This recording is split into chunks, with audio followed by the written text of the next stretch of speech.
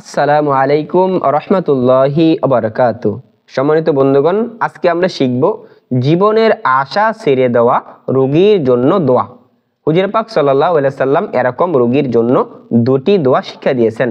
এক নাম্বার, আল্লাহুম্মা গফিরলি ওয়ারহামনি ওয়া আলহিকনি বিররফিকিল আ'লা।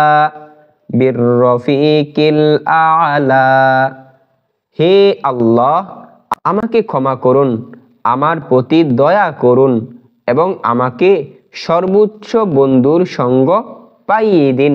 দ্বিতীয় নাম্বার দোয়াটি হলো, হুজুর পাক সাল্লাল্লাহু আলাইহি সাল্লাম মৃত্যুর সময় তার দু হাত পানিতে প্রবেশ করিয়ে তা দিয়ে তার চেহারা মুছছিলেন এবং বলছিলেন, লা ইলাহা ইল্লাল্লাহু ইন্না লিল মাউতি সাকরাতিন,